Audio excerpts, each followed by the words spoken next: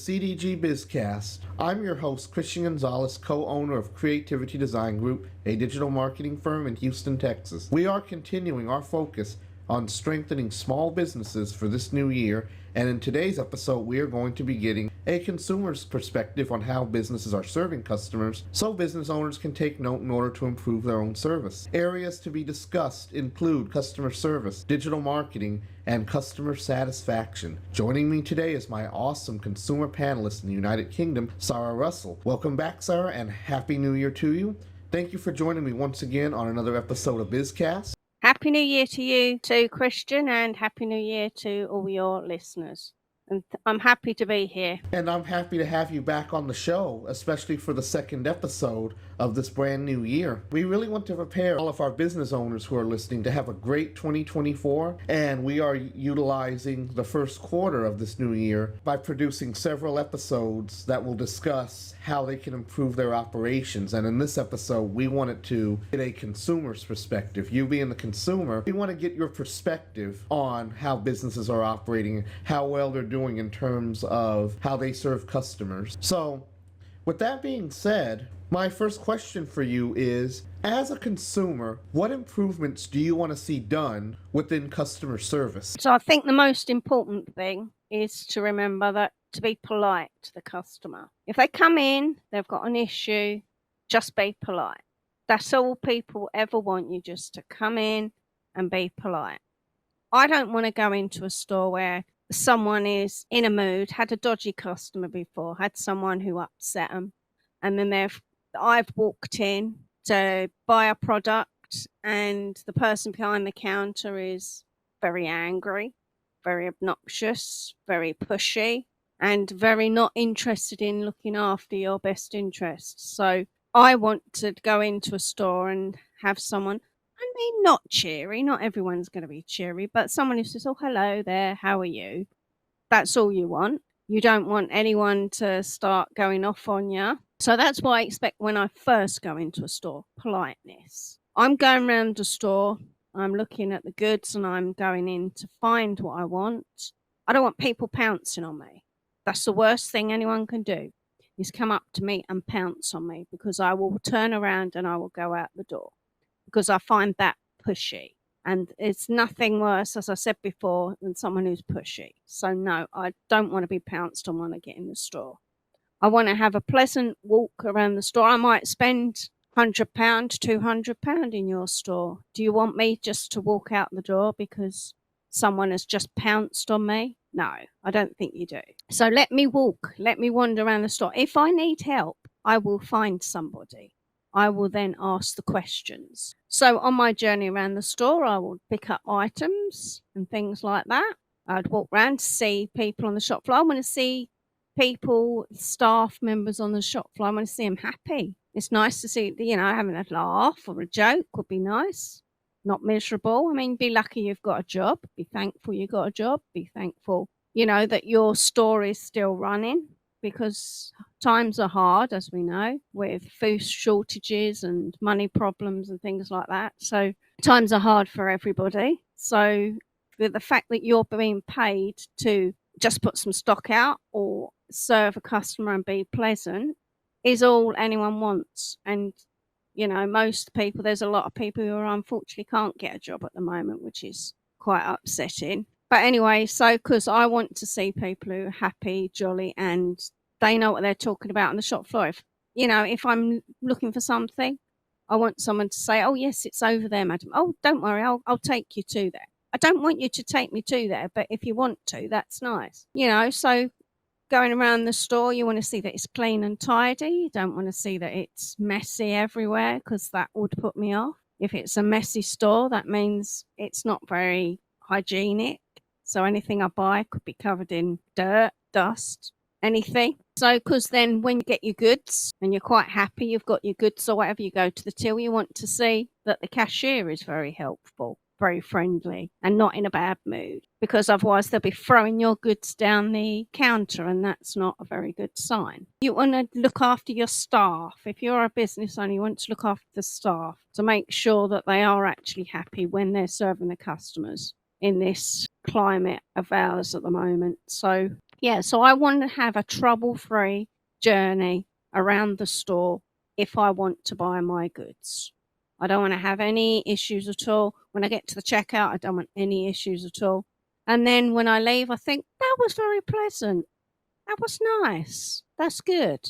So that's the journey I would like in a store, and that's what I like to see at the beginning, the middle, and the end. It's very important to be polite to the customer. One thing that's important to remember is when you're working in any sort of position that involves interacting with customers and you come across a rude customer, never stoop down to their level. Never mimic their actions. You should never be rude back because you want to be better than them. You want to be nice to them no matter what and treat them like royalty, even if it seems like they don't deserve it. It just hurts your own professional image and your store or your employer's professional image when you come down to their level. Never treat a customer rudely like that. If they're rude to you, talk to them in a kind voice and help them feel rested assured that their issue is not falling on deaf ears and your team is going to be looking into getting it taken care of. That's the most important thing to remember. Never let a customer stay in the dark about their issue if they're having a major problem. You have to show them, not only reassure to them, but show them that you're getting it taken care of.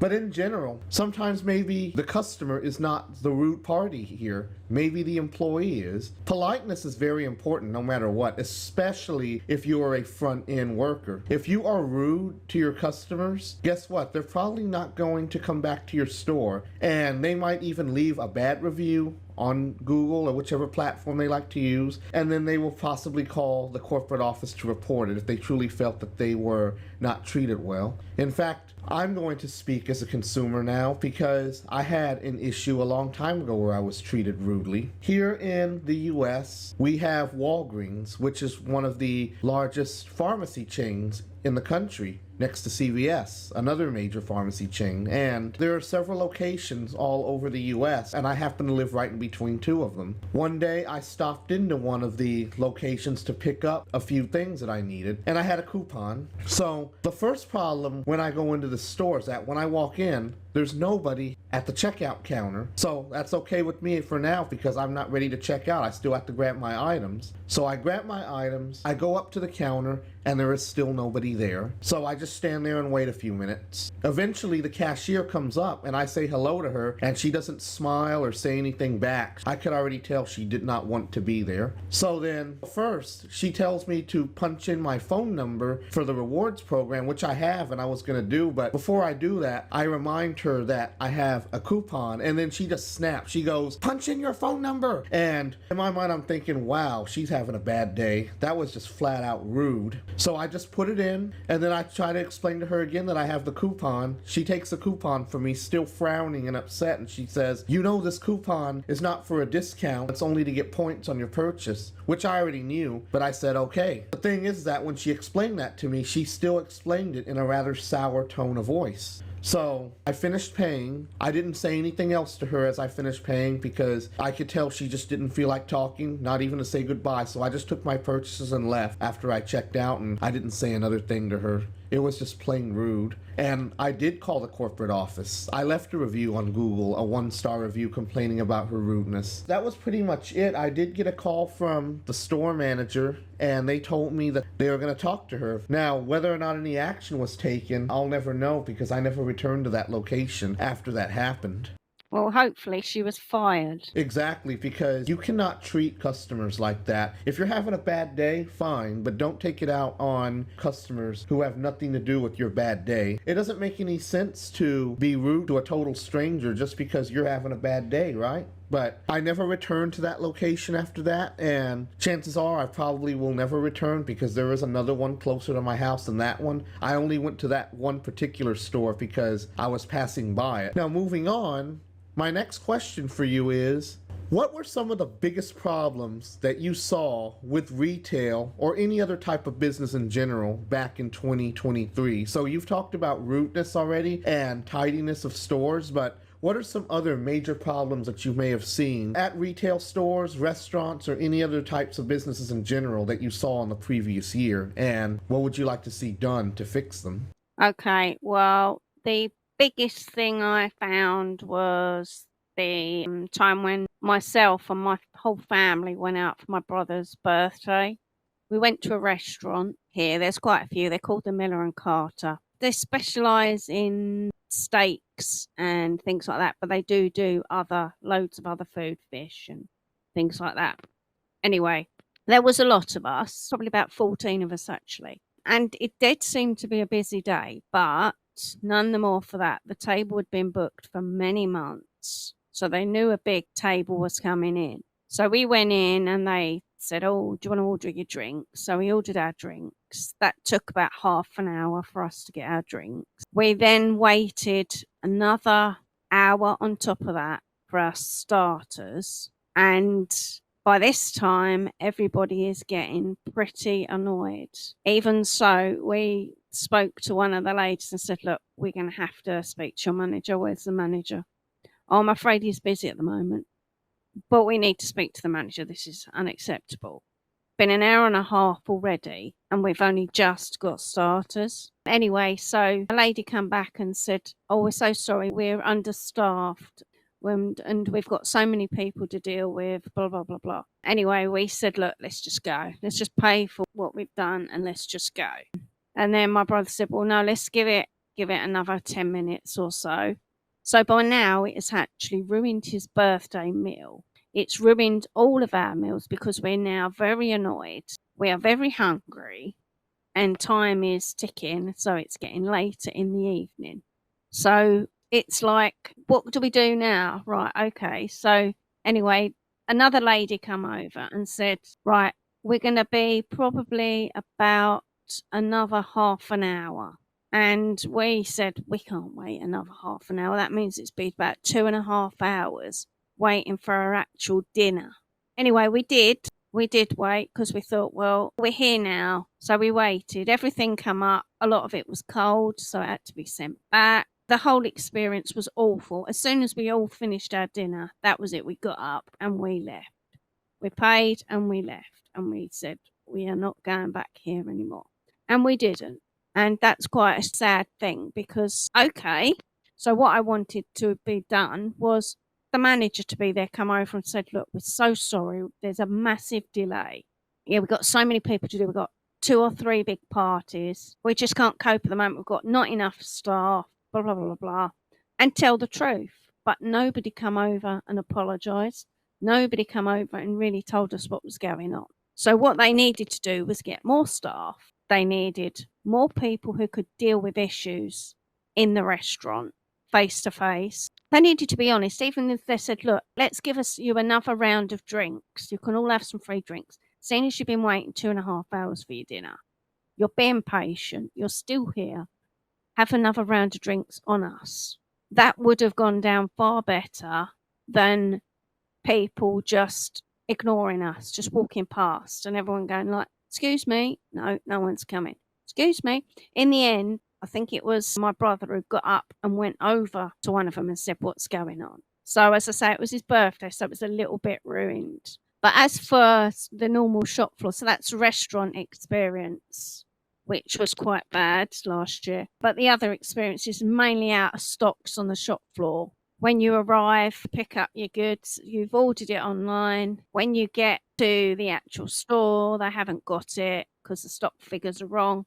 So get your stock figures right, start with, and then you wouldn't really have any issues with customers coming and being annoyed because you don't have what you've actually reserved. So for me, it's that out of stocks and the service that needed to change big time. It sounds like that for your restaurant case, they were just refusing to acknowledge that there was a problem. And I do remember you also telling me about the experience you had with the store who had their inventory all messed up, where the website's inventory was not in sync with what was truly in stock in their warehouse. So yeah, it's important for companies to do their due diligence and make sure that every single little thing is working. And secondly, going back to the restaurant, make sure that you're able to handle the capacity of customers you have coming in. We just did a whole episode on restaurant efficiency back in December. It was the last episode we did of the year, and I was talking to Michael Brown, my restaurant owner guest.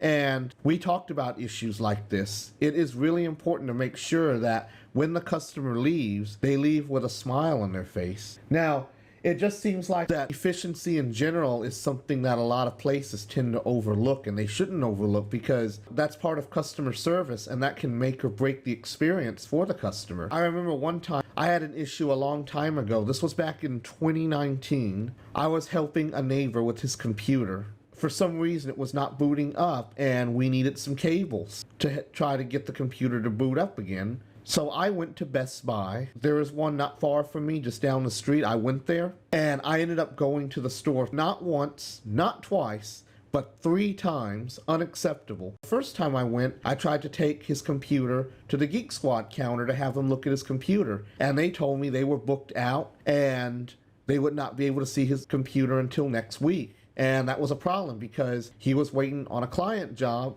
He was a painter and he had to submit a bid, and he needed that computer back on ASAP. There was no waiting a whole week to get it fixed. So as a result, I end up taking the computer back to his house. So then we look at it some more, and then we just realize that we need to buy a cable. I didn't realize this till we looked at his computer at his house. Otherwise, I would have bought the cable while I was at the store the first time. So I go back to Best Buy to get the cable. I open it up, and I find out that it won't work on his computer. Now, I waited until I bought the cable to find out. I waited until I bought the cable to open it up and look at it, because I'm not going to open up a package in the middle of the store, because that looks shady. They might think I'm trying to shoplift it. So I'm going to buy it first and take it home. So when I find out that it's not the right one, I take it back to the store. I look for another cable, and then I take this one, and then I find this one and buy it. And again, it still does not work. I'm already extremely appalled by the service I'm getting. The packages were not labeled properly. There are no good pictures on the boxes that they come in, and I just felt that I was given the runaround too many times. So next day, I return the parts for the very last time, and then I don't go back anymore. I take his computer to Micro Center, another major electronics retailer. They see me the same day with very little wait time, and they tell me that the computer is no good anymore. Okay, that's not a problem because we just went ahead and bought a new computer, but I wasted a lot of time because of Best Buy not having properly labeled packages and for them not being able to accommodate walk-in guests. As you can see, you can tell which store continues to get my business to this day and which one I tend to avoid. So efficiency is very important, and I feel that one of the biggest problems with business in general is that the employees can be quite rude at times, not helpful, as you mentioned earlier, and then there's always a lack of efficiency, and that's why you had the experience you had at the restaurant. Same with you and your Best Buy store. I mean, that experience wasn't good for you either. So all of this discussion that we've been having about where companies have been dropping the ball in terms of how they serve their customers has led me into my next question for you, and that is, as a consumer, do you think businesses are truly showing interest in each consumer's needs? Why or why not? Okay, well, I think they are to a certain degree. They obviously do want custom, otherwise they wouldn't keep going. They'd just shut down. But at this moment, you know, like with the crisis that we have everywhere all over the world, food crisis and things like that, and I think they are thinking a bit about the consumer, but not all of it. I mean, because some of the prices have just gone through the roof, and you just don't know why they're through the roof. And that's not helping getting people into your store. You want to do more offers. You want to do some coupons or vouchers or anything to bring your customers into the store. Send them a 10% voucher or 20% voucher or something to spend in your store. So I think they're trying to get people in, but they just need more training. Perhaps some of the staff need more training. They need to be on top of the stock levels. They need to be on top of loads of things, cleanliness, the right people in the right places. Just generally, they need to be thinking more about the customer and not their own pockets. Because a lot of the time it's just the businesses thinking about what's best for them and not what's best for the customer. Well, most of their customers, you have got to remember, live local. Like we've got quite a lot. I live in more or less like a village. Well, it's actually a town, but it is just a straight town. So we have loads of shops, but the majority of them are charity shops. But we do have grocery stores and we have big supermarkets and things like that. Nothing like you have in the US, but we have the places like Marks and Spencer's. We have Tesco's, which is the major competitor. We have a small Morrison's and we have a small Waitrose. So we have a few grocery store things, but a lot of those, mainly Waitrose and Marx's, can be quite expensive for everything in the stores. So they don't help getting loads of customers in. All it is they go in because they're named. Because of the named shop, people think, oh, Waitrose, it's the best, I've got to go in there. Or at Marks and Spencer's, I've got to go in there, it's the best. It's not always the best. But the most middle of the road place is Tesco's. I mean, it's not cheap in Tesco, but you have some offers. They do some offers if you have a club card. So you have like a store card and you build up your points every time you shop, and then you get vouchers through to spend on some shopping, which helps. It isn't great, but it helps. And then they do some just for club card. If you have a club card and you go around and you buy some items, sometimes those items get discounted because it says if you're a club card holder, you get it for a reduced price, which is good because it's another saving and it's an incentive for people to shop in the store. Oh, yeah, that's lovely. Oh, blimey, I'm going to get £1 off of that. Or I'm going to get, I mean, it might only be 50p, but 50p is 50p. But yeah, generally, if people want to go into a store, I mean, obviously you need to eat, you need to drink. So you've got to go somewhere and buy food and drink to live. But for your, I would say, entertainment ones or your other purchases, like, I mean, if your telly blows up, you've got to go somewhere and get a telly, things like that. So you need to have these things in stock and perhaps have the staff there that would help you. Generally, I think as I was saying earlier, I think the companies do want to help the consumer, but it doesn't always help them, the pricing and the lack of staff. Right. The lack of staff is a major problem. I see that at a lot of places that I frequent. Sadly, when they don't have enough staff, operations start to slow down due to the workload, the capacity, and in the end, it just results in bad service. It really is important to show interest in every consumer's needs. You mentioned earlier loyalty programs, which are big. That's a great way to say thank you to frequent customers. I know that Domino's Pizza has one where after you make 6 online orders, they give you your next pizza free on your next order. That's one. And then there are also several others out there. You can simply redeem your points for freebies. I know that stores like Walgreens, CVS have this option as well. It's a great way to say thank you. I remember one time, one of my clients was setting up a loyalty program where they did it the old-fashioned way. They just give customers a card and then they stamp their logo on that card, and when they got the entire card filled with stamps all the way across, they would give them a free product. Yes, it's really important to say thank you in any way that you can, even if you have a commission-based program with referrals. If they're able to land a successful referral, that's a great way to say thank you. For example, here at CDG, we have a referral program that pays 15% of a successful sale. So if somebody sends us a referral and it successfully closes, it converts to a sale, we give that person, the referring person, 15% of whatever that sale is. That's another great way to say thank you. And then, of course, aside from saying thank you, it's always important to make sure that every business listens to every single need the customer needs and listen to their pain points. Can your product or service destroy those pain points and create satisfaction for the customer? Will your products and services make their lives easier and better? That's another important thing to remember. Now, as we continue our focus on showing interest in consumer needs, my next question for you is, as a consumer who uses social media and browses the web, do you think that businesses are properly utilizing their websites and their social media platforms to be more customer-centric? I mean, it depends. Some of the social media I do is I'm on Facebook a bit. I'm on Facebook, I'll have a look and I'll post things. I mainly post things. You see the adverts on there. There are a number of adverts, especially on Instagram, which I have reported as being fake websites because it has come up as we have a place called Mountain Warehouse which do all kind of things from coats to shoes to snow boots and things like this. They advertised a coat the other day that was supposed to be £168.99 down to £10.50. I thought, well, that's a massive saving, but hold on, I'm not sure if this is true or not. So what I did was I went on the computer and I went on to Mountain Warehouse. I Googled that particular product that was showing as being a discounted price. So I went on the official Mountain Warehouse site. That coat was still the same price. There was no reduction to that coat.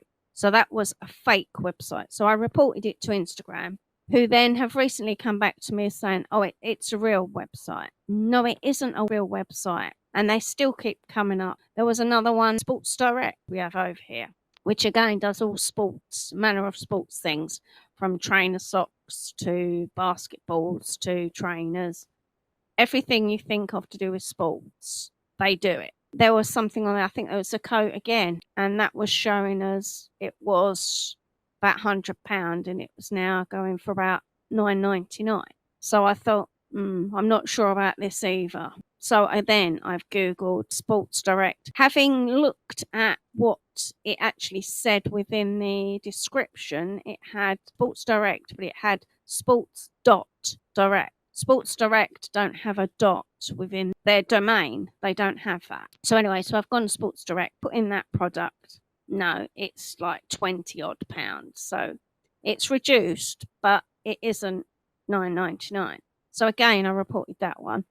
Instagram come back and said, no, it's a true site. It isn't a true site. That's why I'm reporting it. So now I don't trust anything on Instagram whatsoever, especially the adverts. Marketplace on Facebook, be careful with that as well, guys, because I know a few people have lost a lot of money through those. Generally, the adverts that come up are not worth the paper they're written on. I don't ever go into any adverts. If any stores are flicking up advertising, nah, I don't have anything to do with them.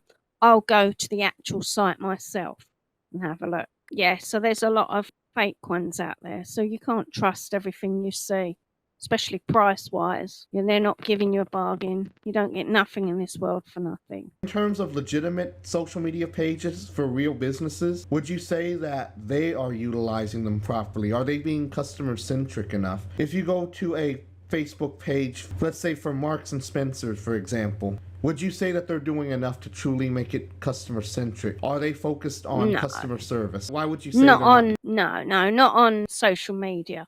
They always just have the basics on there. They just sort of like have the odd thing that on, if you go onto the Facebook one on Marks and Spencer's, it's just literally got mainly from Christmas, like just advertising the advert they did over Christmas.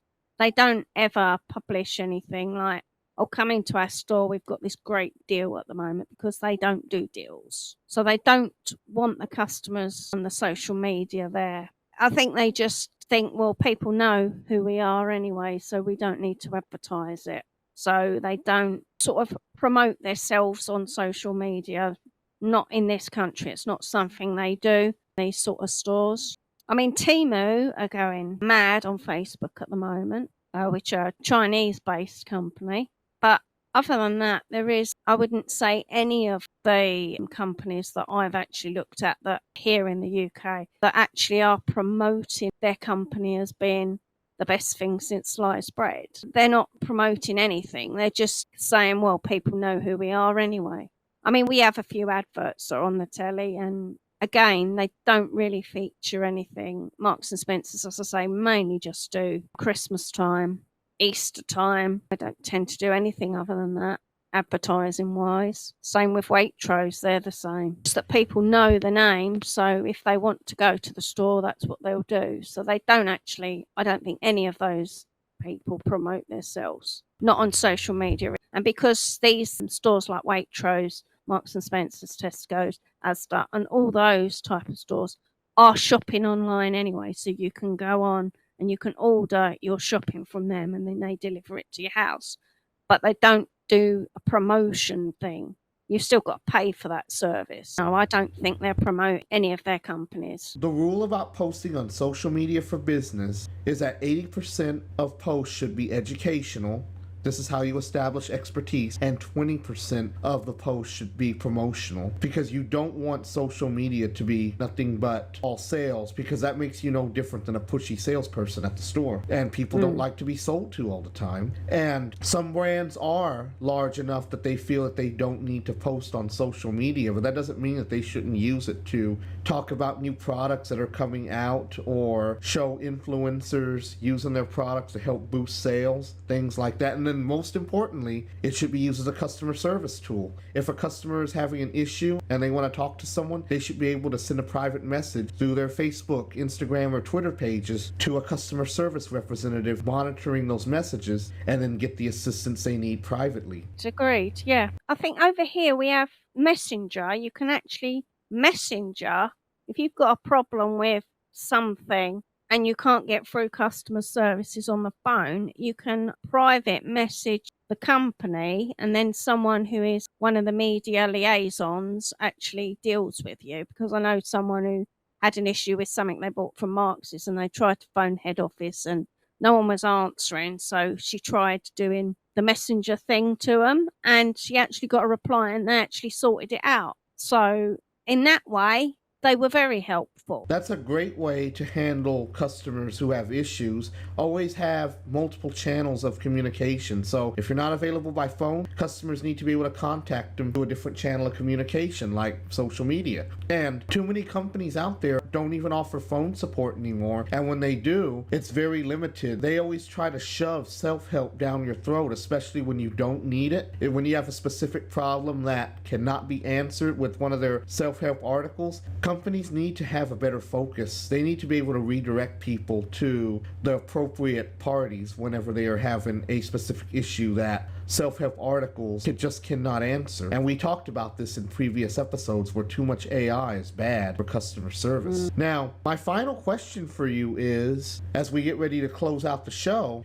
do you feel that customers have a strong voice amongst businesses? Why or why not? So if a customer has a problem, or customers are very open about a certain product that you want a business to carry, that you want a store to carry, do you think customers in general have a strong voice? Can their concerns be heard loud and clear? Can their demands be heard loud and clear? Do you think customers in general have a voice, and is it loud? Okay, well, I would say that yes and no with that one, because depends what sort of store or what you're actually going to buy. So if you're getting groceries and things like that, you don't need to be heard as a consumer, just so long as they've actually got the products in that you want to buy, like your food and your drink and your essentials, then you're going to be quite happy as a customer. But if it's something else, like your telly's broken down, and you go in and you say, oh, I like that one. And they go, oh, no, that's discontinued. Right, but I like that one. Why are you still showing that on the shop floor? That then isn't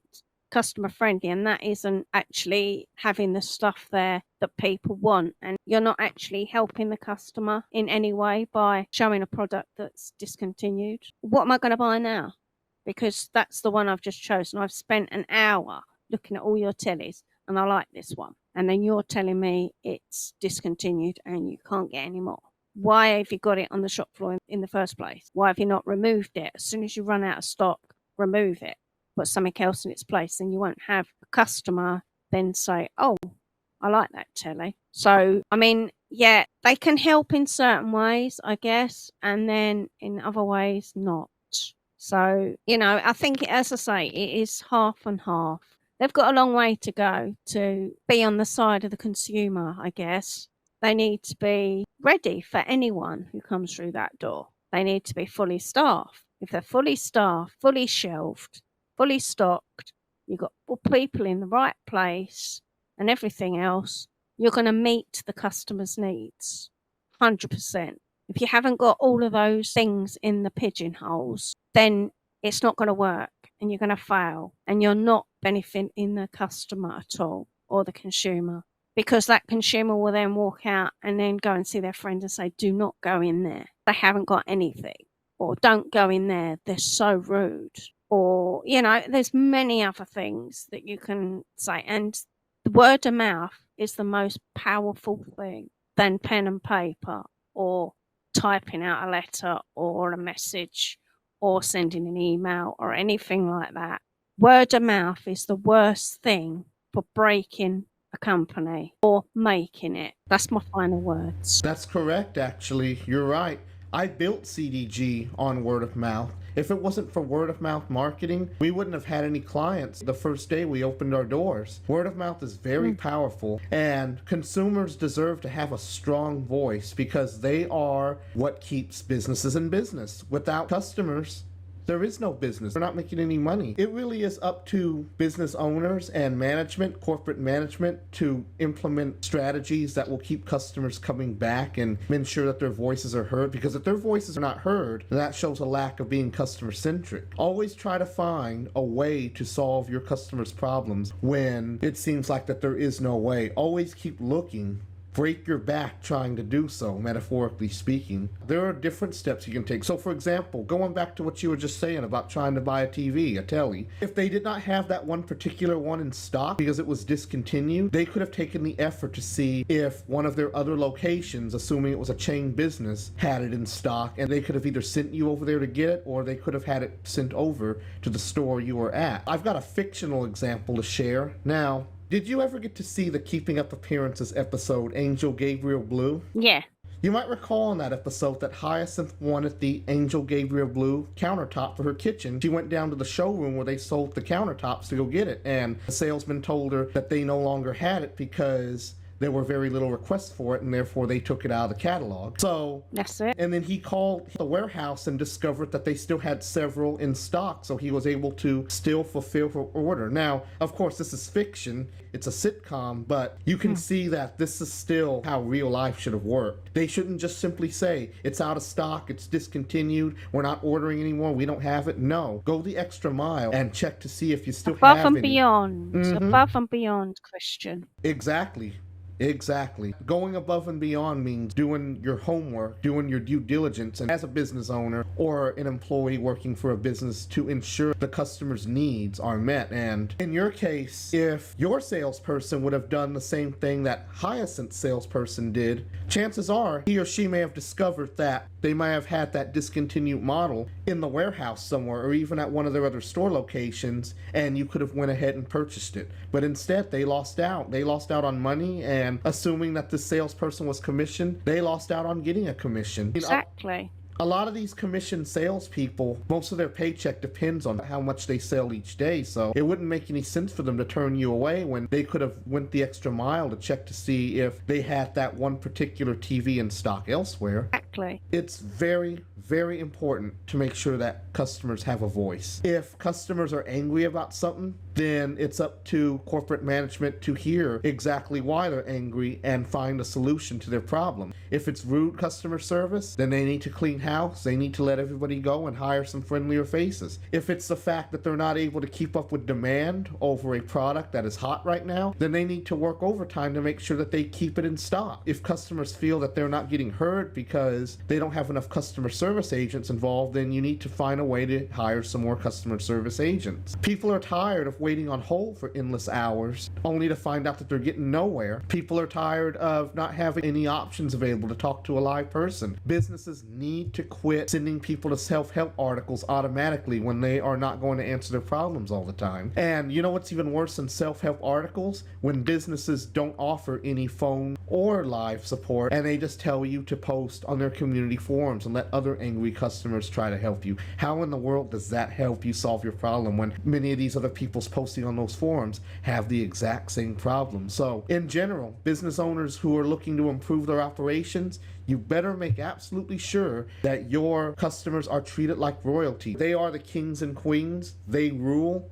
And it's up to you to listen to them and make sure that all of their concerns are heard and that you're able to exceed their expectations. That's the most important thing. There's a difference between meeting and exceeding expectations. If I were to grade services the way a teacher would grade classwork, I would give a C to any business that simply meets customer expectations. I would give an A plus to a business that exceeds expectations every time. Who went above and beyond to help the customer. Are they remembered for their help and assistance? That's Definitely. right. That's correct. Now, as we get ready to close out the show, do you have any final statements you'd like to make, or is there anything that you would like to discuss that we didn't get to discuss earlier? No, I think I've already said sort of my feeling on everything. Just the business owners just need to make sure they've got the staff, they've got the stock, they've got the people in the right place, they're fully trained. They're not like trained chimps, because unfortunately some of them ain't got a brain cell, so you need to train them up so they actually do perhaps have a brain cell. And also, just treat, as you said, treat the customers like they're kings and queens. Go above and beyond. Anyone who goes above and beyond will always be remembered, and they will come back. Word of mouth is a strong tool. It's very powerful. I can tell someone then tells someone else, someone tells a whole room full of people, so on and so forth. And you're a multi-million-pound company then. So word of mouth. So treat the customer as you would like to be treated. That's another good one. But go above and beyond to help them wherever you can, whenever you can. That's it.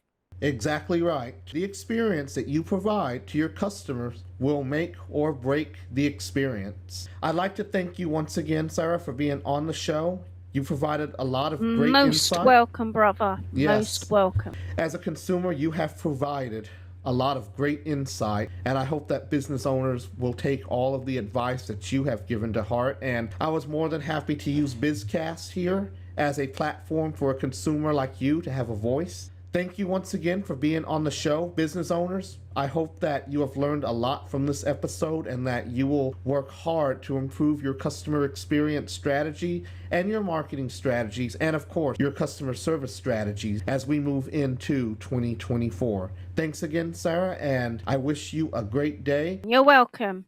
Thank you for listening to the CDG BizCast. I wish you the best of days now and a very successful 2024.